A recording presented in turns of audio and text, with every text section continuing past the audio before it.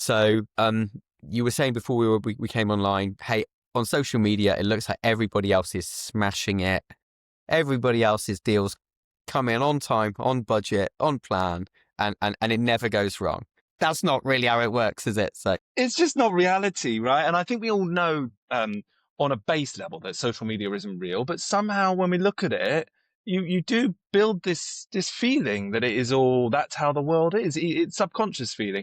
And the fact is I'm in a privileged position that I've mentored a lot of people. I actually, on the financial stuff I do, I get to see literally the pennies spent and the problems happening for hundreds of millions of pounds of property businesses.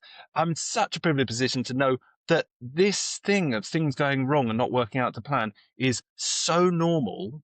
It's just happening everywhere all the time because unfortunately property is a complex industry.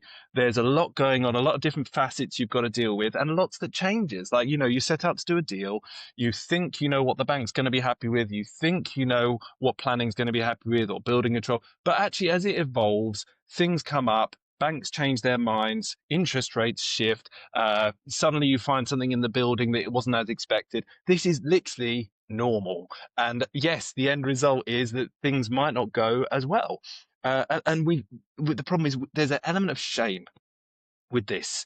No one's talking about it. No one mentions it on their posts. So therefore, when it happens to you, you don't want to talk about it to anyone. And there's this moment where you just feel really bad, like you're really crap, like you're not good enough. And the problem is, that moment first of all makes your life feel really bad, and it also makes you start to make different decisions. And one of the big decisions we often see, and I think me and Jackie and that we're all about focus, and we're all about people kind of getting down to one thing and then replicating it. The problem is that if you start to feel shame and worry about yourself and it not being good enough, one of the first things people do is start looking at all the other models out there and all the other people who are doing things. They go, I know the problem is my model's not right. This isn't going to work. I should do that one. And it actually sets you back massively because if you keep flipping like that, you'll never get to where you want. But you also have that shame. It just makes life worse. And you start making weird decisions. Like maybe you've got investors and you don't tell them, or you don't get honest about it, or you don't tackle something head on because you start to bury your head.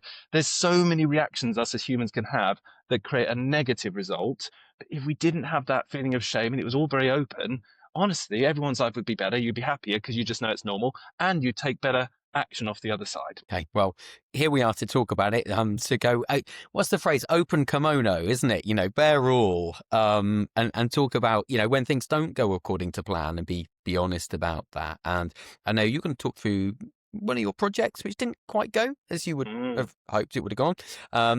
And then we're going to talk about maybe some of the common things that property investors get wrong, different stages, and the lessons learned. These are the really important bits.